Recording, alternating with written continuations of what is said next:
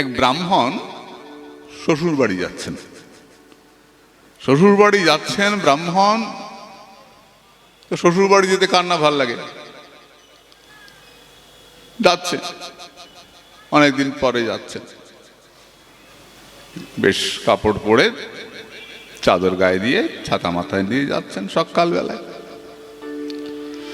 তো যেতে যেতে হঠাৎ করে একটা লোক এসে প্রণাম করল, ঠাকুরমশাই প্রণাম, আমি কিছু বলতাম আপনাকে, একটু নিবেদন আছে।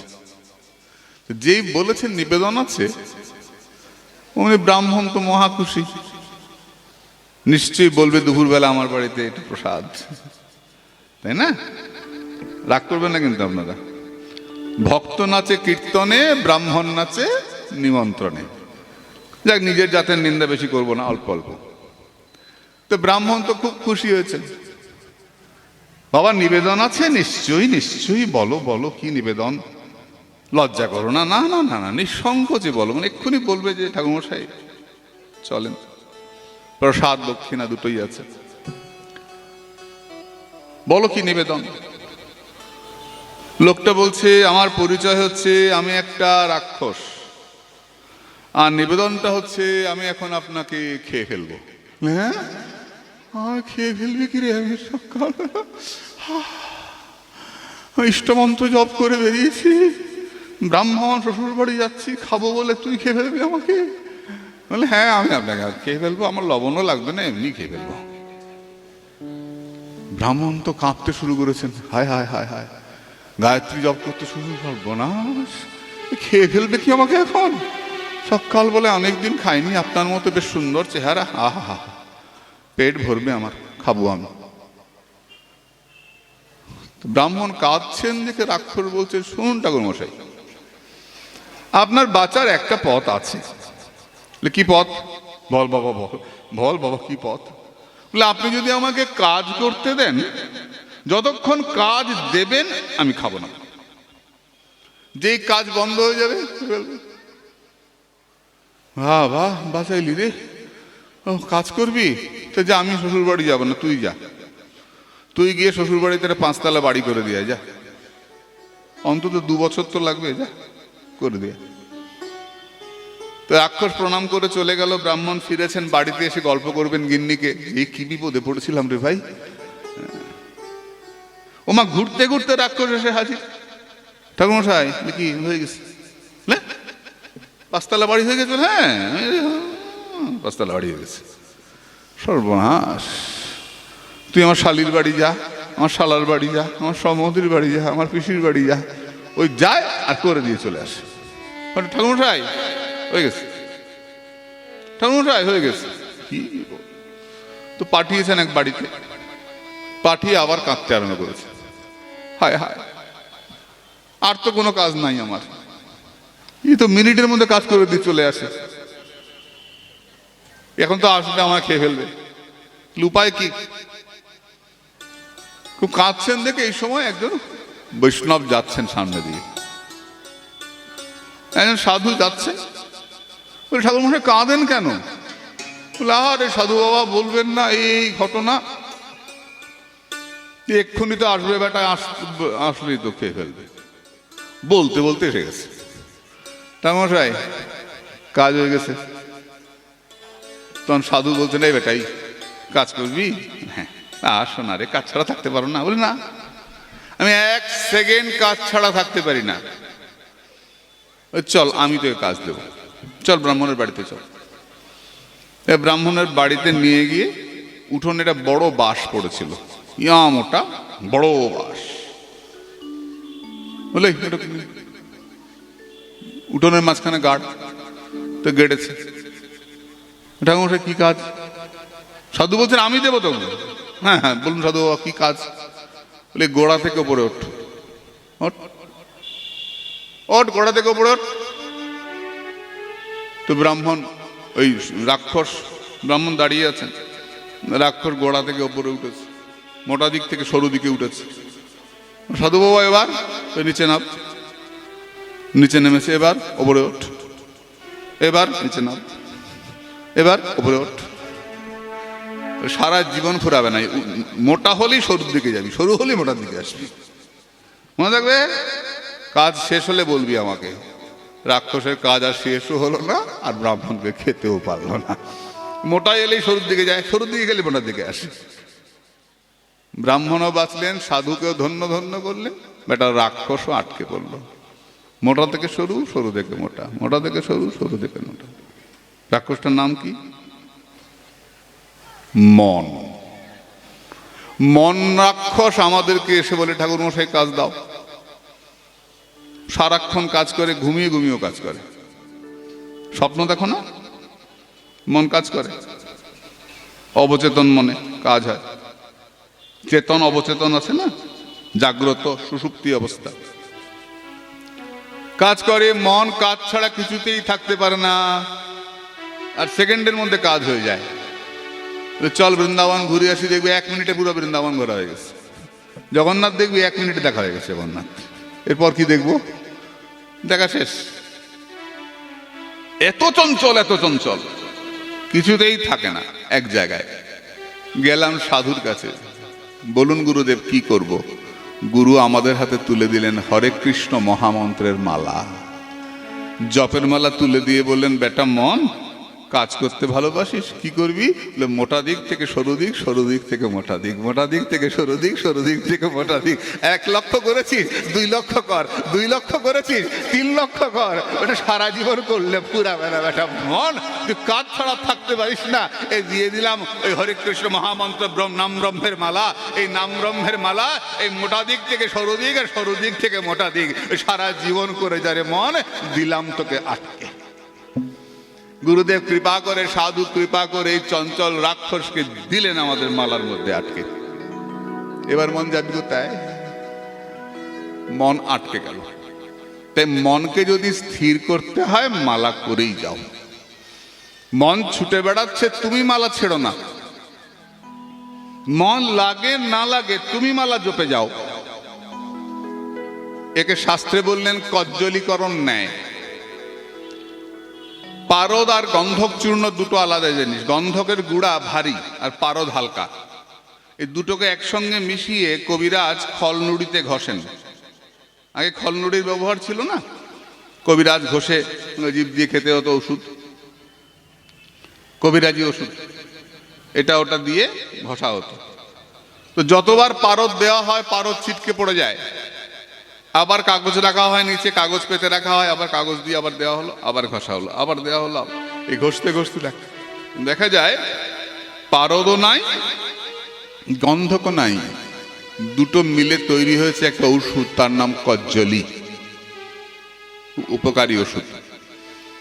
এই কজ্জলীকরণ ন্যায় অনুসারে গন্ধক হচ্ছে মন, হরে কৃষ্ণ। গন্ধক হচ্ছে চিৎবস্তু, হচ্ছে হরিনাম, আর জাগতিক হচ্ছে মন। এই জাগতিক মনের সঙ্গে হরিনামের মিল হয় না।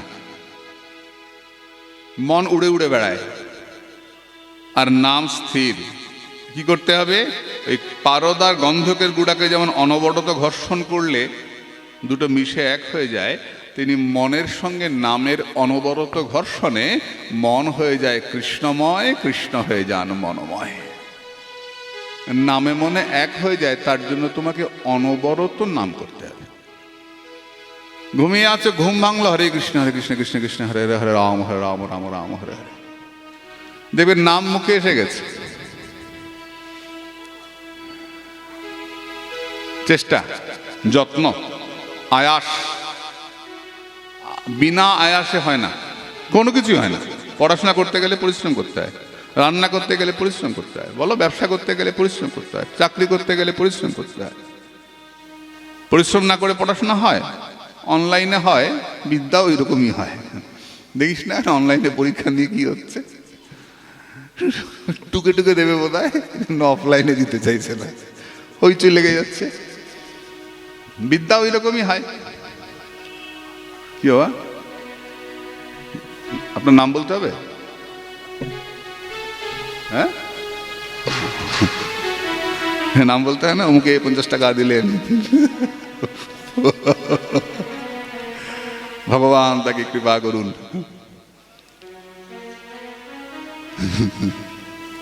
মন এত চঞ্চল, কিছু দিয়েও ভাবে যদি আমার নামটা হতো।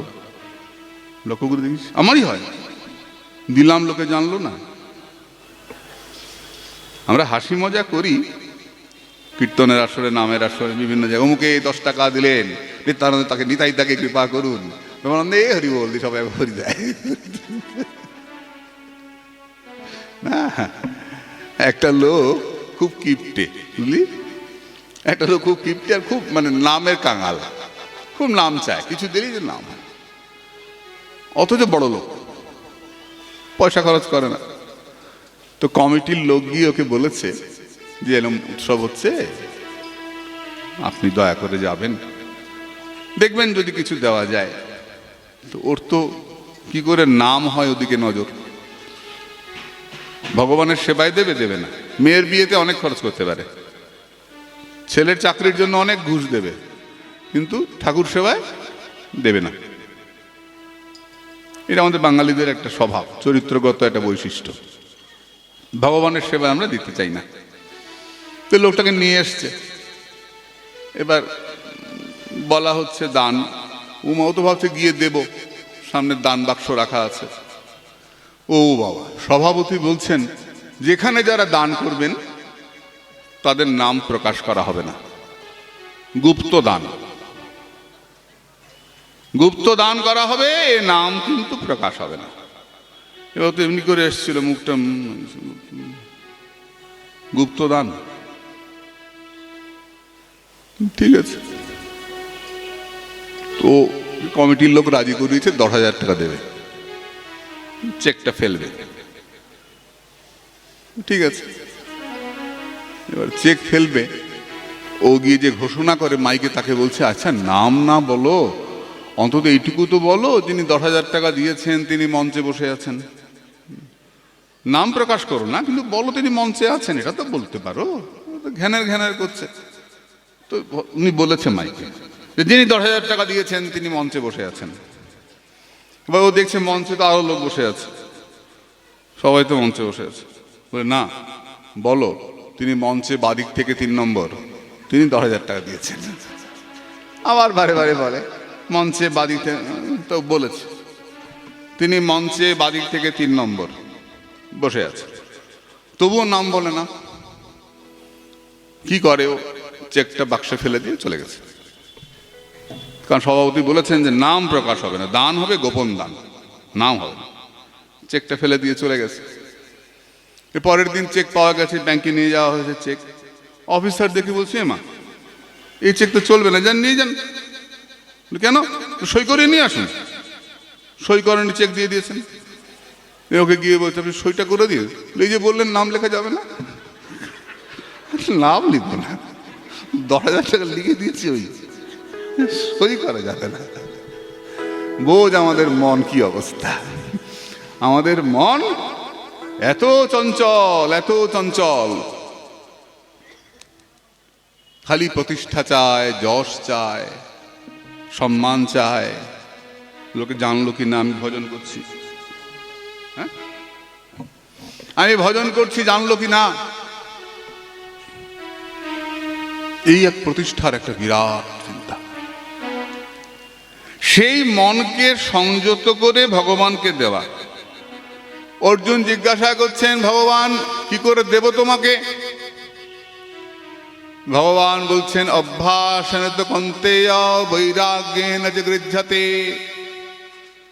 বারবার অভ্যাস করো, বারবার অভ্যাস করো, অভ্যাস করতে করতে তোমার বৈরাগ্য আসবে। বৈরাগ্য না আসলে ভগবানের চরণে মন বসে না। বৈরাগ্য কাকে বলে? বিরাগ। বি মানে বিগত, রাগ ভালোবাসা। সংসারের প্রতি ভালোবাসা উঠে যাওয়াকে বৈরাগ্য বলে। বিরাগ বিশেষ রাগ ভালোবাসা ভগবানের প্রতি।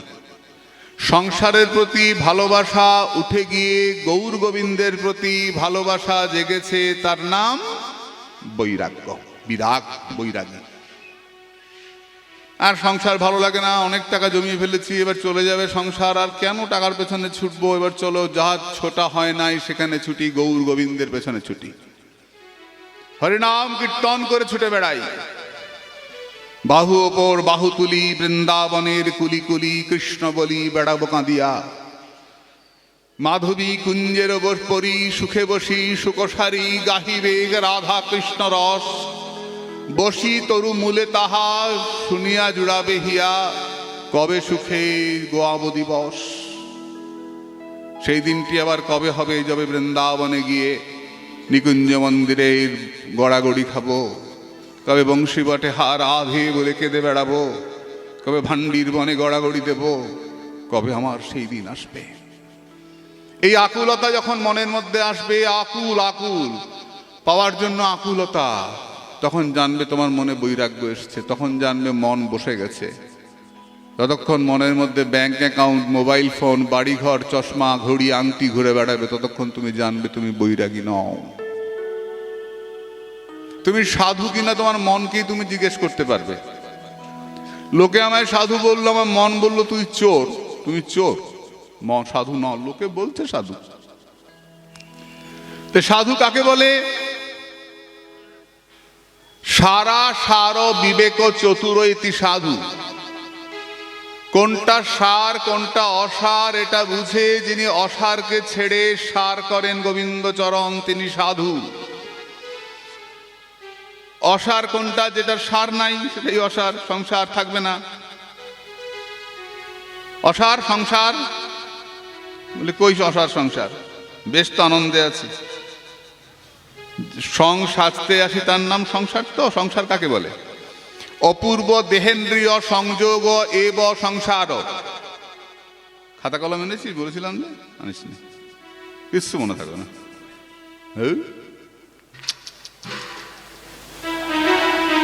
লিখলে পরে মনে থাকে। অপূর্ব দেহেন্দ্রীয় সংযোগ এব সংসার, যেটা অপূর্ব, যেটা আমার আগে ছিল না, এখন সম্পর্ক হয়েছে, তারপরে থাকবে না, তার নাম সংসার। আমি আজ থেকে 60 বছর আগে ছিলাম না, 60 বছর পর থাকবো না। এই জামাটা 60 বছর আগে ছিল না, থাকবে না। বল কোনটা থাকছিল, কোনটা থাকবে? এটাকে আমি বলে আঁকড়ে আছি, এর নাম সংসার। বাচ্চা পুতুল খেলে, পুতুল ভেঙে যায়, বাচ্চা কাঁদে, আমার পুতুল ভেঙে গেছে, বাবা এসছে, কি হয়েছে? আমার মার সুন্দর পুতুলটা ভেঙে গেছে, আমাকে ভেঙে দিয়েছে। বাবা হাসে, বাবা হাসে, বাচ্চা আরো রাগ করে। বাবাটা কি বুর্বক? আমার এত মূল্যবান পুতুলটা ভেঙে গেল, বাবা হাসে। বাবা বলে পুতুল তো ভাঙবেই, সোনা তোমাকে আরেকটা পুতুল এনে দেবো। বাবা যেই আরেকটা পুতুল আনে, আগের পুতুলের কথা ভুলে যায়, এর নাম সংসার। স্বামী মারা গেছে, হাউ হাউ করে কাঁদছে। গুরুদেব এসে বললেন সংসারটা তো হবেই। আমার স্বামী মারা গেছে, আপনার ভালো হয়েছে, হবেই না। কিচ্ছু না, একটা পুতুল গেছে, আবার পুতুল আসবে। কিছুদিন পরে বললাম আপনি কেমন আছেন? না, এখন মেয়ের কাছে আছি, মেয়ে জামাই খুব ভালো রেখেছে, খুব ভালো আছি। আগের পুতুলের কথা ভুলে গেছে, আরেকটা পুতুল এসে গেছে। মিলিয়ে দেখে নিও, একটা জিনিস চলে যায় ঠিক মানুষ আরেকটাকে অবলম্বন করে নেয়। কাঁদে, স্বামী মারা গেছে কাঁদে, কিন্তু তারপরে সেই মহিলাও হাসে। আর যার বউ মারা যায় তো ভাগ্যবান, শ্মশানে গিয়েই ডেট দেখে পরের বিয়াটা কবে, ডেট আছে কিনা, তো ভাগ্যবান লোক। কি করব, সংসার চলে না, অসার। থাকতে কত কিছু বলছে, আর যাওয়ার পরেই তখন দেখে পরের ডেটটা কবে। সাধ্যের সঙ্গে সঙ্গে খেয়াল করে পরের ডেটটা কবে, বিয়ের ডেট আছে কিনা। ভাগ্যবানের বউ মরে। সব ছক জানি, সবাই বুঝি, কিন্তু ডুবে থাকি, ছাড়তে পারি না। এই জন্য আমরা সংসারী।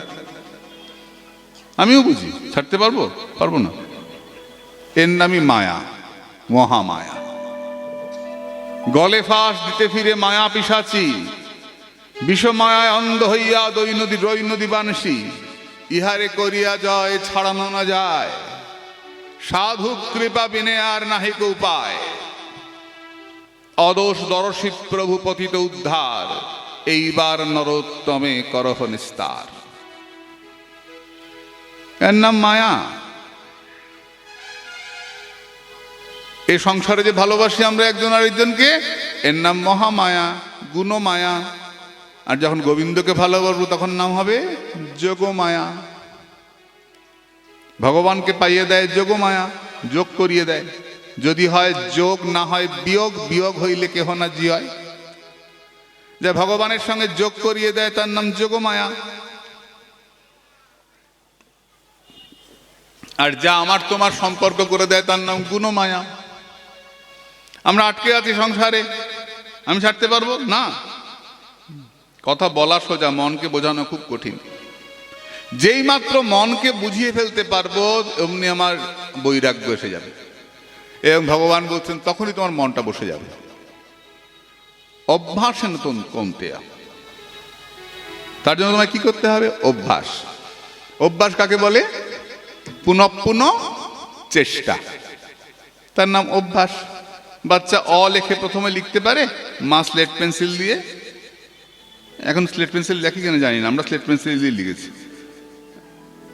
লেখায় তো বাচ্চা প্রথম গোল্লা পাকায়, টেনে দেয়, দিক টেনে দেয়, মা ছেড়ে দেয়, হবে না তোর দ্বারা, না না না না, আবার লেখো, আবার লেখো, আবার লেখো, করতে করতে অ হয়ে গেল। এই প্রত্যেকটা গোল্লা পাকাচ্ছে, প্রত্যেকটা গোল্লাই তার জীবনে প্রয়োজনীয়। এই গোল্লাগুলো পাকালো বলি অ লেখাটা হলো, গোল্লা না পাকালে প্রথমে অ লেখা হতো না। যে গোল্লাটা পাকাচ্ছে এটা তার জীবনে প্রয়োজনীয়। তেমনি তোমার মন বসছে না, কিন্তু তুমি নাম ঘোরাচ্ছ, এটা তোমার জীবনে প্রয়োজনীয়। ঘুরতে ঘুরতেই মন বসে যাবে। তাই অভ্যাস কন্তে, অভ্যাসটা ছাড়া যায় না। গোল্লা পাকানো ছাড়া যাবে না, গোল্লা পাকিয়েই যাও। মন লাগে আর না লাগে, গোল্লা পাকিয়েই যাও, আসনে বসেই যাও। এর নাম অভ্যাস। পুনঃ পুনঃ চেষ্টার নাম অভ্যাস। পুনঃ পুনঃ চিন্তার নাম, পুনঃ পুনঃ চিন্তার নাম ধ্যান। পুনঃ পুনঃ চিন্তার নাম ধ্যান।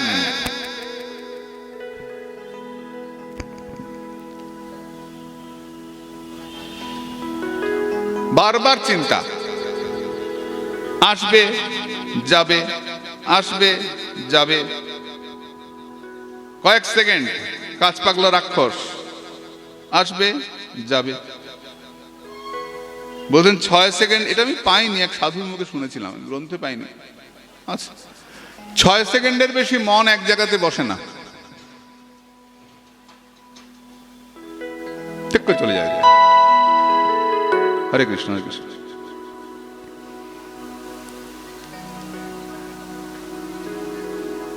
মনয় বহি মনুষ্যানাং কারণাং বন্ধমোক্ষায়। মা দেবহূতি কপিলকে জিজ্ঞাসা করলেন, বাবা বলতো সারা জীবন কি রান্নাই করব? কপিল বললেন, চেত খল্লস্য বন্ধায় মুক্তয়ে চাত্মনৌমতম। মাগো, তুমি যদি পাঠে বসে বাড়ির কথা ভাবো তুমি বদ্ধ। যদি বাড়িতে বসে পাঠের কথা ভাবো, পাঠে যাওয়া হলো না, কি জানি কি আলোচনা হয়ে গেল, কত শেখার ছিল। পাঠ শুনতে যাই কেন আমরা? শেখার জন্য তো। গীতা পড়ি আমরা কেন? শেখার জন্য তো। গীতা কি কোনো ধর্মগ্রন্থ? না, গীতা ধর্মগ্রন্থ যতটা তার থেকে বেশি জীবনের গ্রন্থ। কর্তব্য অকর্তব্য, কি করা উচিত কি করা উচিত নয়, তার নাম গীতা। আমি সে প্রসঙ্গে পরে আসবো। তুমি যদি বাড়িতে থেকে পাঠের কথা ভাবো, তুমি মুক্ত পুরুষ। সংসারে থেকেও তুমি ওই কথা ভাবছো, কিন্তু ওইখানে থেকে পাঠে বসে তুমি বাড়ির কথা ভাবছো, কি হলো কি হলো কি হলো।